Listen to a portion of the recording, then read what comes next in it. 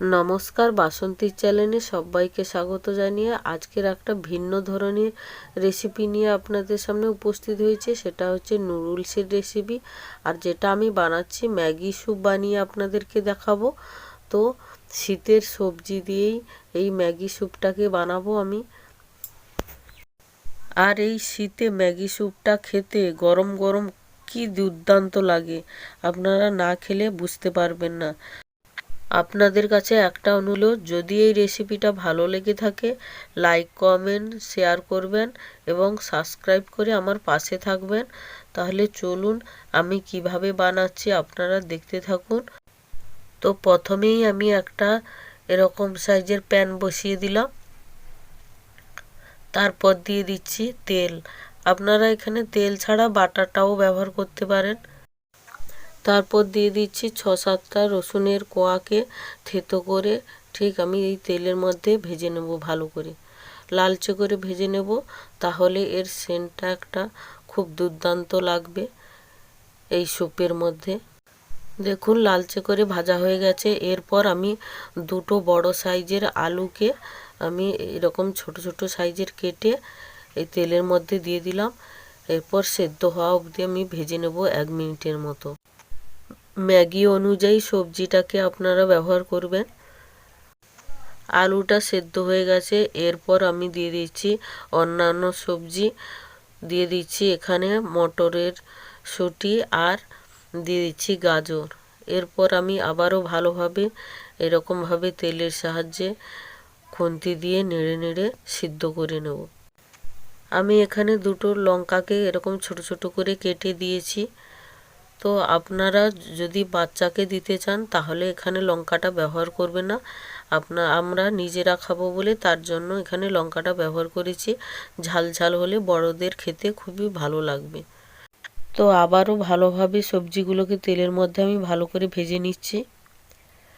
দেখুন, তো সেই ম্যাগির 1 প্যাকেট মশলা আমি এই সবজির মধ্যে দিয়ে ভালোভাবে ভেজে নেব।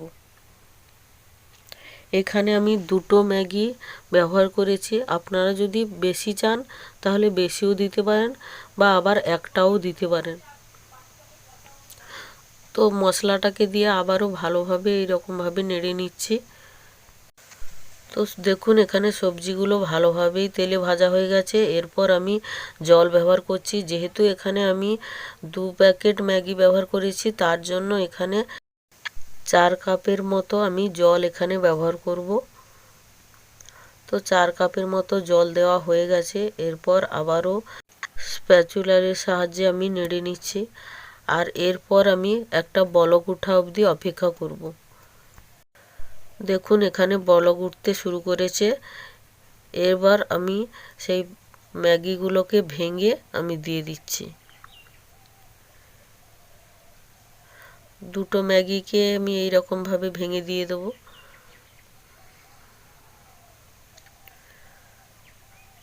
ম্যাগিটাকে দেওয়া হয়ে গেছে। স্প্যাচুলার সাহায্যে আবারও ভালোভাবে নেড়ে চেড়ে নিচ্ছি।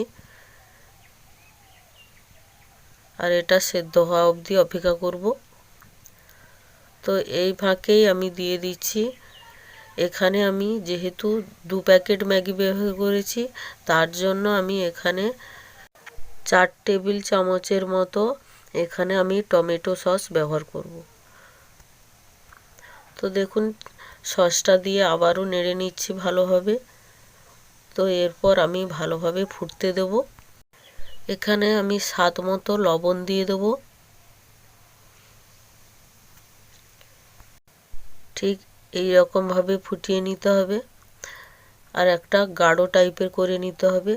গাঢ় টাইপের করার জন্য আমি এখানে কিছু ব্যবহার করব। তার আগে আমি দিয়ে দিচ্ছি ক্যাপসিকাম কুচি। তো ক্যাপসিকাম কুচিটা দিয়ে আবারও একটু নেড়ে নিচ্ছি।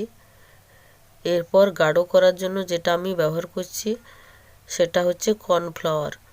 তো এখানে আমি 2 টেবিল চামচের মতো কর্নফ্লাওয়ার একটা বাটির মধ্যে নিয়ে নিয়েছি। আর বাটির মধ্যে জল দিয়ে এটা ভালোভাবে আমি মাখিয়ে নেব। দেখুন এইবার আমি এটাকে ঢেলে দিচ্ছি। আর ঢেলে দেওয়ার সঙ্গে সঙ্গেই এটাকে ভালোভাবে মিশিয়ে নিতে হবে, না হলে তলাতে লেগে যাবে। আর এই কর্নফ্লাওয়ারটা দেওয়ার কারণে খুব গাঢ় হয়ে যাবে আর খেতে খুবই দুর্দান্ত লাগবে। এরপর আমি আঁচটাকে একেবারে কমিয়ে দিয়েছি।